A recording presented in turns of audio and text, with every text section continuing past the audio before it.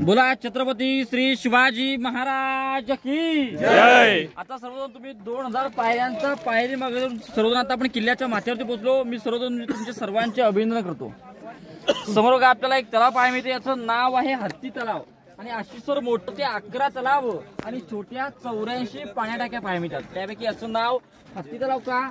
आपल्या राजांच्या राज्याभिषेका दिवशी राजाने 2 मोठमोठे हत्ती आणि घोडे सजवून येणाऱ्या जाणाऱ्या शिवभक्तांच्या स्वागताला गडावरती एक गेट हा नागारखाना याच्या समोर उभे केले आणि या गडावरती एक इंग्रज व्यक्ती आला, हेनरी ऑक्झेंटन, ईस्ट इंडिया कंपनी आपल्या राजांच्या राज्याभिषेकाला।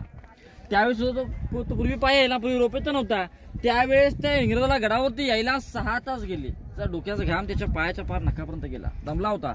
गडावरती आला, हत्ती पहिले आश्चर्यचकित झाला की मी 2 पायाचा माणूस गडावरती येताना माझी एवढी दमता झाली, मग राजाने एवढे मोठे बलाढ्य देहाचे हत्ती इतक्या उंचावरती कसं काय आणले?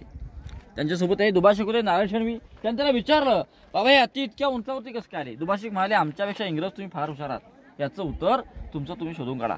त्या इंग्रजाला त्याचं काही उत्तर मिळालं नाही। राज्याभिषेकाची गडबड, त्याला त्याचं उत्तर कोण द्या?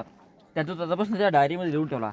त्याचं उत्तर आताच्या आपले इतिहास करतात की आपल्या राजा गिरेड होते, त्याने हत्तीची लहान लहान पिल्लं पालखीत बसून गडावरती आणली, त्यांचं पालनपोषण गडावरती केलं। एका हत्तीची वाढ ही साधारण 3 वर्षामध्ये पूर्ण होते, परंतु हा रायगड बांधायला 14 वर्ष आली। म्हणजे हत्तींची पिल्लं पालखीत बसून गडावरती आणणं, त्यांना मोठं करून त्यांच्यासोबत काय काम करतं हे आपल्या राजांची दुश्मनी एवढ्या लांबचं प्लॅनिंग करायचं। आणि त्यांच्या पालनपोषणाला वरती एक हत्ती खाना म्हणून इमारत आहे आणि ही त्यांच्यासाठी एक हत्ती तलाव याची निर्मिती आपल्याला केली पाहायला मिळते। आता आपण याच मार्गाने पुढे गंगासागर तलाव पाहायला सर्वजण पुढे जाऊ। आता इथून आपले सगळे पॉइंट जवळजवळ सगळ्यांना आता सोबत राहून आपण पुढे जाऊ। बोला छत्रपती श्री शिवाजी महाराज की जय। छत्रपती श्री संभाजी महाराज की जय।